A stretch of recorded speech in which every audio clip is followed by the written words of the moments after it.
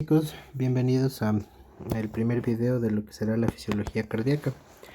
Esto ya después de que hemos revisado la parte anatómica y la parte embriológica, pues basados en esos conocimientos podemos empezar a estudiar la parte de la fisiología. Y entonces lo primero que vamos a revisar es cómo funciona el corazón como bomba y a tener una noción básica al menos de la funcionalidad de las válvulas, ¿sí? Entonces, como ustedes pueden ver, el corazón funcionalmente puede dividirse en dos partes, ¿sí? Puede dividirse en un corazón izquierdo o un corazón sistémico, que es el de este lado de acá, y un corazón derecho o venoso, que pues está por acá, ¿sí? Son dos bombas que están unidas en una estructura que es el corazón, pero ambas bombas funcionan de manera similar en relación a que propelen la sangre hacia una arteria, pero son distintas porque la sobrecarga de presión que tiene que manejar cada una de estas bombas es realmente diametralmente diferente, ¿de acuerdo? Posiblemente en volumen sean lo mismo, a pesar de que ya veremos los mecanismos de control del gasto cardíaco, pero en funcionalidad, definitivamente la presión es lo que va a variar ampliamente, ¿sí? Entonces, tenemos, pues evidentemente, un ventrículo izquierdo que bombea hacia la circulación sistémica y es el que propele la sangre arterial para la irrigación hacia todo el cuerpo, y un ventrículo derecho que es el que mueve la sangre para que sea oxigenada en el lecho pulmonar. ¿De acuerdo? Muy bien. Entonces, digamos que este músculo cardíaco puede dividirse en tres tipos de musculatura, ¿sí? Dos que tienen fisiología contráctil o funcionalidad contráctil, que son el músculo auricular y el músculo ventricular. Y uno que tiene la función distinta, que es la de la génesis y la conducción de la energía eléctrica, que es el músculo de excitación y conducción. Ahora, la propiedad esta no es única del músculo de excitación y conducción, es decir, el músculo auricular y el músculo ventricular también pueden conducir la energía eléctrica. De hecho, si no fuera así, no pudiera ejercerse la función contráctil. Y por otro lado, el músculo de excitación y conducción también tiene una discreta función contráctil. Sin embargo, esta función contráctil de este músculo no es precisamente su mejor característica ni por qué está diseñado, sino es más bien para provocar la génesis y la conducción rápida y secuencial del impulso eléctrico, que eso lo estudiaremos después, ¿ya? Entonces, como deben tener al menos una noción básica del tipo de músculo, el músculo cardíaco primero es un músculo estriado. Esto es un músculo estriado y entonces pues ya me contestarán ustedes en clases qué quiere decir esto. Lo básico es que tiene una similitud con el músculo esquelético, por lo tanto con el músculo que no es automático, ¿no es cierto?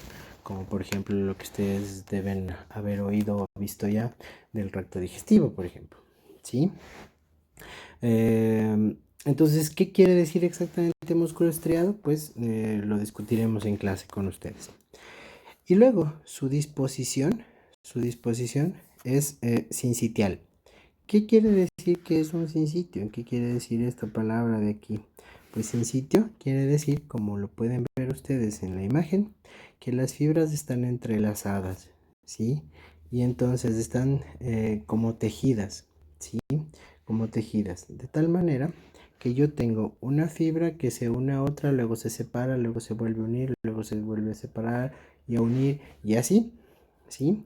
Esta disposición hace que haya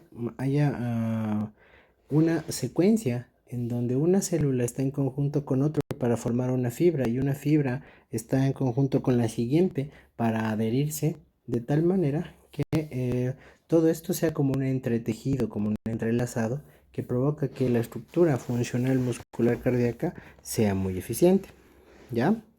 Además, dentro de esta estructura tenemos unas áreas que se llaman discos intercalados, ¿sí? Los discos intercalados son membranas celulares que separan a las células, ¿ya? Entonces, muchas células conforman una fibra, pero es como que podemos ver que están unidas a través de estos discos intercalados, es decir, una unión de membranas celulares, ¿ya? Y a través de estos discos intercalados pueden formar uniones, ¿sí? Estas uniones se llaman uniones en hendidura, ¿sí? Las uniones en hendidura son pasos a través de estos discos intercalares que permiten una rápida difusión por su alta permeabilidad a los iones, por ejemplo. Esto para favorecer tanto la conducción eléctrica como la fuerza muscular, ¿sí? Entonces, distribución sincitial, es decir, un entrelazado de fibras que está a su vez formado por un entrelazado de células.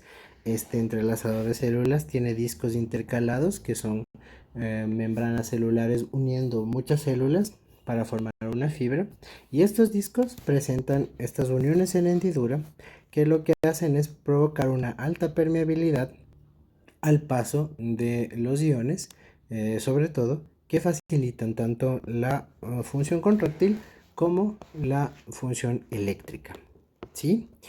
Y entonces, como vimos hace un momento, pues hay un sinsitio auricular y un sinsitio ventricular. Habíamos dicho, hay una musculatura auricular y una musculatura ventricular.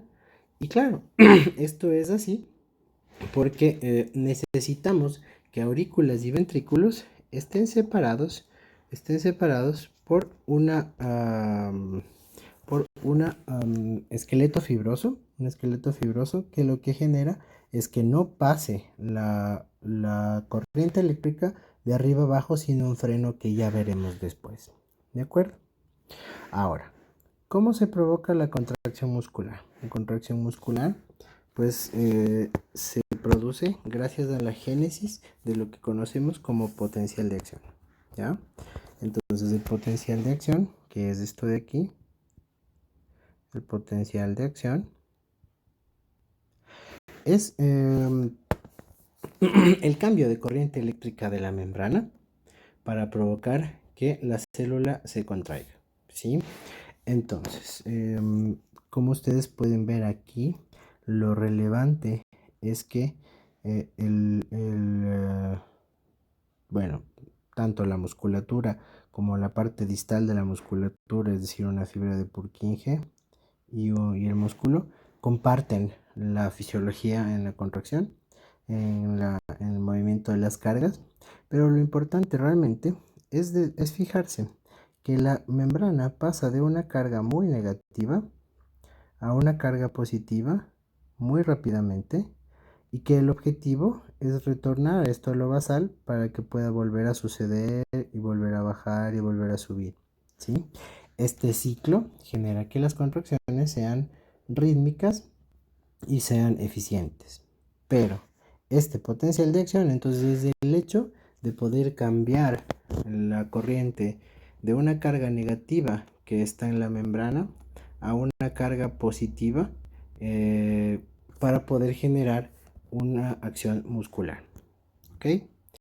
Entonces, son 5 las fases del potencial de acción, ¿sí? 5 las fases del potencial de acción. Verán que está clarito: 0, 1, 2, 3 y 4. Por lo tanto, son 5 fases del potencial de acción. Bien, entonces, la fase 0 es la que conocemos como la despolarización, ¿ya? Entonces, la fase 0 es igual a la despolarización. Y esto quiere decir que yo genero una subida de la corriente desde mi basal, ¿sí?, hasta un valor positivo.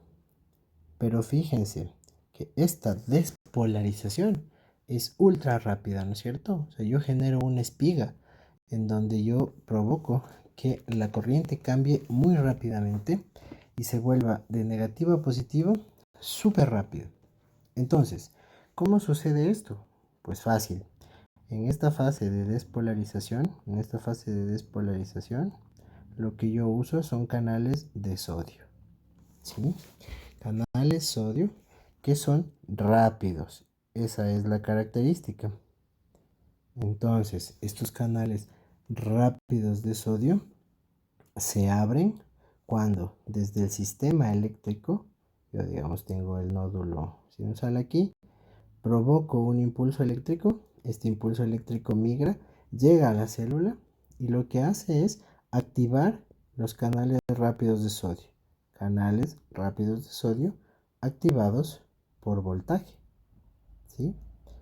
Y entonces se activan rápidamente estos canales y como son muchísimos, ingresan a la célula súper rápido, de tal manera que yo puedo cambiar rápidamente este potencial de reposo a este potencial súper alto y provocar un gran cambio de la corriente en la membrana, ¿sí?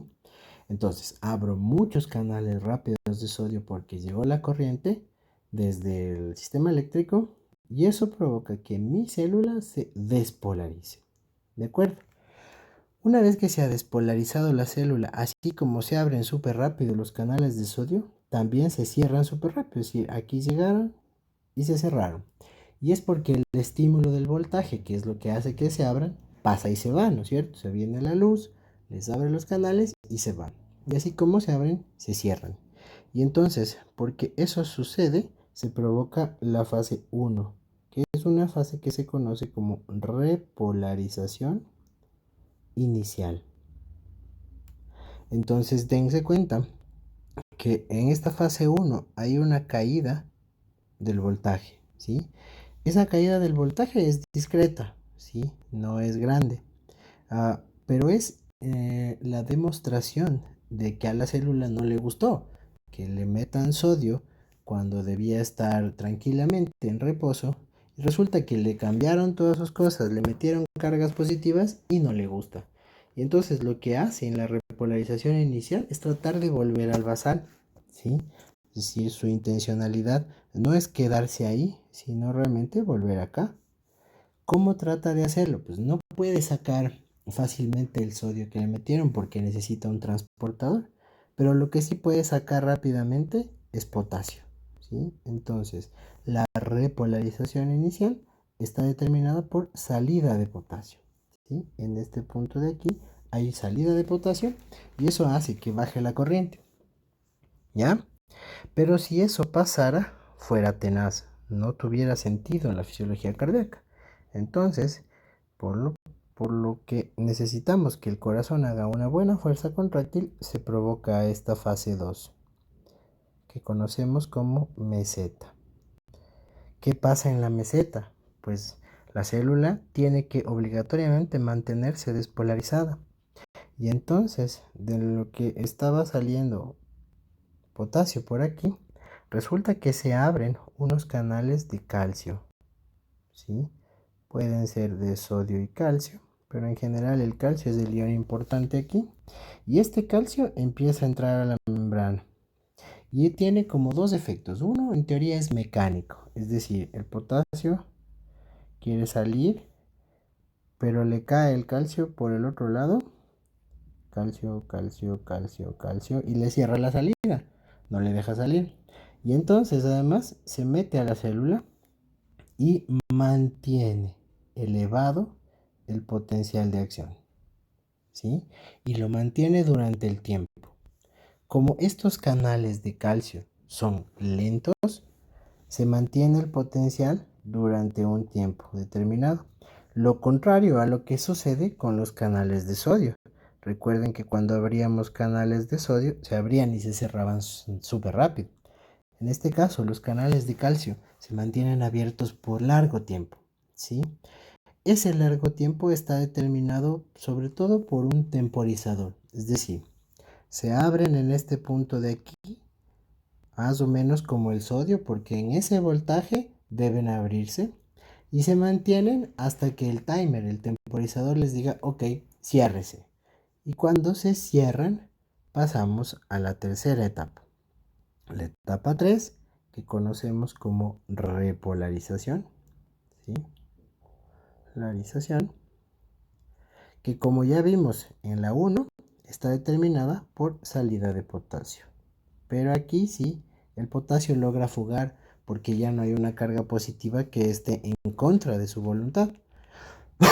Perdón. Y entonces fuga el potasio y regresa progresivamente el potencial hasta el punto del reposo, donde empezó todo. Este potencial de reposo es la fase 4, ¿sí? Potencial de reposo, en donde se vuelven a equilibrar las cargas en un valor negativo de la membrana de alrededor de menos 90, ¿sí? Entonces, tenemos 5 fases del potencial de acción, ¿sí? Empezando por la fase 0, que es la despolarización. La fase 1, que es una repolarización inicial. La fase 2, que es la meseta. La fase 3, que es una repolarización completa o repolarización simplemente. Y la fase 4, que es el reposo. ¿Ya? Potencial de reposo. Entonces, por qué es tan importante entender esto? Sobre todo porque en la fase 2, es decir, en esta meseta, es donde se provoca la fuerza contráctil. ¿Sí? Esto es lo que provoca que el músculo cardíaco se mantenga contraído. Y durante este mantenimiento de la contracción es que gana fuerza. Si la contracción no existiera porque no hubiera meseta, el potencial de acción caería así. Y por lo tanto, la fuerza contráctil fuera muy poca, fuera muy pobre, no tuviera tiempo para contraerse, por lo tanto, no habría suficiente presión arterial para irrigar los tejidos, etcétera, etcétera. Entonces es súper importante entender que esto es re necesario para mantener la fuerza contráctil. En la parte de la meseta es donde digamos que mecánicamente se producirá el punto más álgido de la fuerza contráctil. ¿De acuerdo? Ok. Entonces, esto provocado, esto en relación al potencial de acción, que es algo que ya también verán cuando estudien mioneural. ¿Ya? Eh, ahora, ya que tenemos más o menos claro cómo se provoca el potencial de acción, tenemos que revisar las diferencias que lo vuelven especial. Es decir, aparte de la meseta, cómo funciona sobre todo el metabolismo del calcio en relación al potencial de acción. ¿Ok? Entonces, vamos a la siguiente. Solo para recordar eh, cómo se mueven las corrientes. Recuerden que lo que diga I quiere decir corriente. ¿Sí? Entonces, IK, corriente de potasio, ICA, corriente de calcio, y Na, corriente de sodio. ¿Sí? Entonces, fíjense lo rápido que es. El sodio se abre y se cierra. Punto. ¿Sí? En ese punto, el potasio, perdón, empieza a fugarse, pero resulta que entra el calcio y no le deja y mantiene el potencial. Y cuando los dos, sodio y calcio, se han anulado, pues el gran ganador es el potasio y repolariza la membrana. ¿De acuerdo? Muy bien. Ahora, yo provoco un estímulo. ¿Sí? Este estímulo genera una conducción eléctrica. Esta conducción eléctrica tiene una velocidad. Esa velocidad, esa velocidad dentro de la fibra muscular, pues es alrededor de 0.3 a 0.5 metros por segundo. Si eso se compara con sistemas de conducción eléctricos solventes, como las fibras eléctricas, claro, es mucho más lento, ¿sí? Ah, pero tengan en cuenta que esta es la velocidad a la que se despolariza el músculo. Pero para que les llegue la corriente, necesita que se haya despolarizado el sistema eléctrico. Y entonces, por ejemplo, como ya veremos, la fibra de Purkinje, que es la que inerva directamente al músculo, esta sí va a una velocidad mucho más alta, como 4 metros por segundo. ¿Sí? Entonces, depende del sitio, depende de lo que esté viendo, para que la velocidad adquiera o no una relevancia.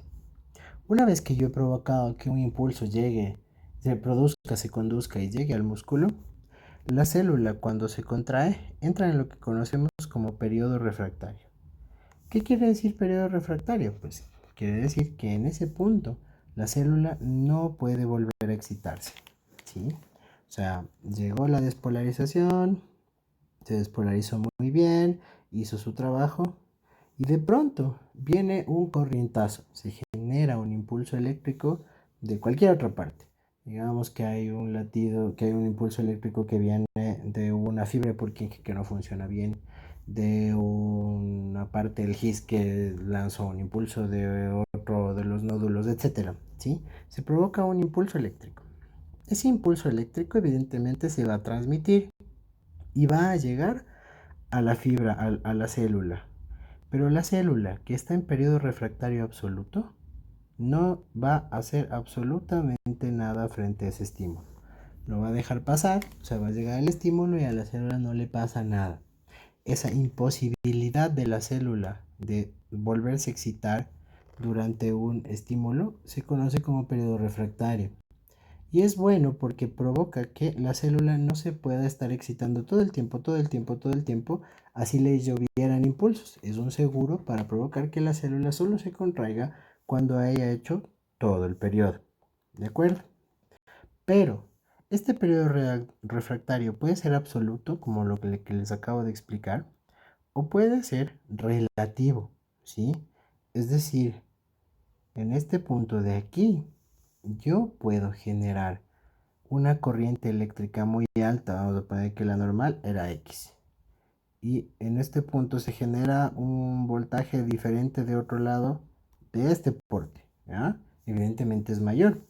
Si ese voltaje alcanza a la célula en este punto, donde ya pasó el refractario absoluto y ahora está en relativo, la célula sí puede volverse a excitar, ¿de acuerdo? Sí puede volverse a excitar. Y esa nueva excitación de la célula va a provocar una nueva contracción. Esa nueva contracción celular provoca un nuevo latido cardíaco, en este caso, porque estamos hablando del corazón. Ese nuevo latido se llama extrasístole, una sístole adicional, ¿sí?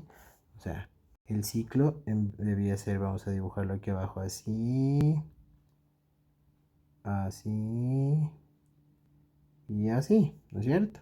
Aquí había un tiempo, aquí había un tiempo, pero resulta que vino el estímulo azul súper, súper fuerte y creó un potencial que provocó que esto pase. Pues bien, el corazón en ese caso se volverá a contraer. Y se volverá a contraer puede ser de manera temprana o de manera tardía, dependiendo de en qué punto del potencial de acción caiga este estímulo. Eso ya es objeto de otra discusión. Pero lo que puede pasar es esto. Entonces, la célula, una vez que está excitada, no puede volver a excitarse, ni por más que le caiga un rayo encima, periodo refractario absoluto. La célula que ya ha pasado el periodo refractario absoluto y que le cae por ahí un estímulo eléctrico súper fuerte, puede volver a excitarse y generar un extrasístole. Si eso pasa, es que se activó la célula en lo que conocemos como periodo refractario relativo. Bien, entonces es así como puede provocarse un latido extra dependiendo de si hay o no el voltaje suficiente de corriente. Muy bien. Ahora, tiene entonces que haber un acoplamiento entre la excitación y la contracción, ¿sí? Entre la parte eléctrica y la parte mecánica. Y para eso funciona súper bien el calcio, ¿sí? Entonces esta es una de las mayores particularidades que tiene que tiene la célula cardíaca. Entonces, como ven acá, se ha generado un estímulo, ¿sí? Se ha generado un estímulo. Ese estímulo ha provocado que los iones de calcio migren hacia la célula. Pero estos iones de calcio están en el extracelular, ¿no es cierto? Están aquí regados en el extracelular, pero también, están regados, más bien dicho, no tan regados, sino como adosados a las paredes de esto que conocemos como túbulo en T. Estos túbulos en T tienen una gran cantidad de mucopolisacáridos, mucopolisacáridos que son como goma. En esta goma se fijan, se pegan los iones de calcio, entonces están pegaditos aquí, ¿sí? Entonces, cuando el estímulo eléctrico viene y va a empezar la segunda fase, la tercera fase del potencial de acción, la de meseta, pues estos iones de calcio del extracelular adosados a estos túbulos en T entran hacia la célula, ¿sí? Y tienen, como ven, dos caminos, dos funciones, ¿ya? La primera función es ir hacia la parte de la contracción, ¿sí? Y la segunda función es estimular a lo que conocemos como el receptor de rianodina, que es este man de aquí, para que provoque que el calcio que está guardado en el retículo sarcoplásmico salga también hacia la célula y provoque contracción muscular, ¿ya? Entonces, el propio calcio es el estímulo para sacar más calcio, para liberar más calcio. Y luego el calcio es utilizado en los procesos de contracción y tiene que ser regresado. Entonces, como ven, el calcio regresa lo que puede aguardarse en el retículo sarcoplásmico cuando la fibra entra en relajación, y para completar el proceso, el calcio se intercambia con sodio a través de este transportador y el sodio por potasio. Y es así como en la fase 4 de reposo, las cargas vuelven al punto devolviendo los iones a sus lugares correspondientes. ¿Ya?